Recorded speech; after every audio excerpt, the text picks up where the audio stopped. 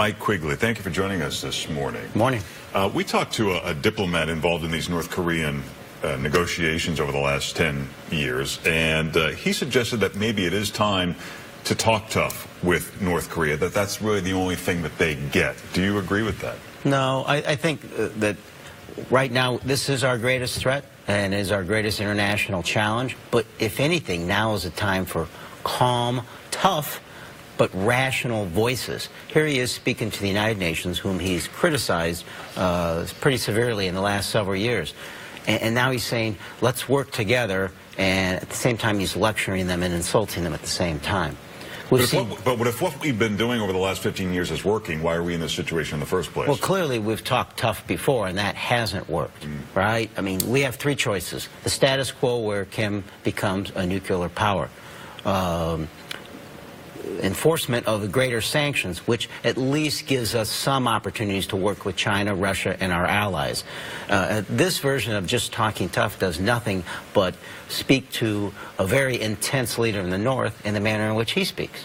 Was there any part of the president's speech you did like? I mean, any calling on, you know, we're going to put America first. All countries should put their, or leaders should put their countries first? See, I don't think the rest of the world sees the way he describes America first, other than in a selfish fashion, that we only care about ourselves. Remember, they watched the campaign for a year in which he not only criticized the United Nations, he criticized NATO, and he had positive words.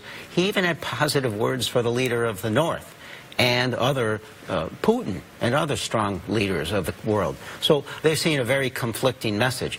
But just by the way, the last option here, other than tough talk and diplomacy, is war.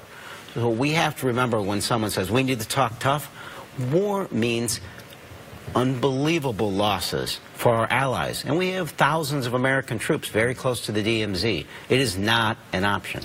Let me ask you about the Russia investigation. There are multiple ones, of course. President Trump had said that Comey committed a crime by releasing or leaking his documents. Even though they weren't classified, he says it's a crime. Do you believe it's a crime, and do you believe it's a crime that Trump Jr. has changed up his stories over what happened with his discussions with the Russians? Yeah, I don't think Director Comey committed a crime. I think the concern we have is that he felt, as in his own words, directed by the president not to pursue the investigation on General Flynn. Obviously, the concerns we have with the rest of the investigation is it's probably closer to its infancy than its completion. Yeah. All right? I mean, we've seen a lot of investigations, grand jury investigations in this city and in this state that have taken a year and a half. Here we're talking about a far more complicated process, including a foreign adversary, right? You try a subpoenaing of Russian oligarch to get them to cooperate.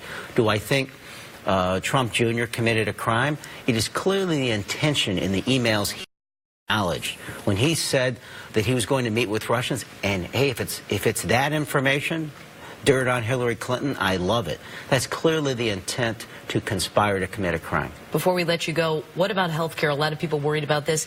Obamacare not working in a lot of ways, but what is Congress going to do? What do you think is going to get done? What I'd like to see Congress do is figure out a way to prop up this. What they've done so far under the Trump administration is to undermine the health care law, to defund it. There are ways to shore it up.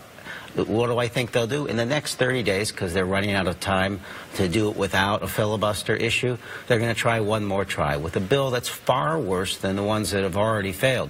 Hopefully, they'll come back after this fail and say, what's our compromise? How do we work together to ensure more Americans, not less? Is a single-payer system inevitable? I think it's an evolution, though. I think that's what President Obama said. And here, when his law passed, that was 24 million more Americans covered. I think we can continue to do that. One of the last elements will be comprehensive immigration reform, because a lot of people uninsured are undocumented. All right, Representative Mike Quigley, thanks for joining us.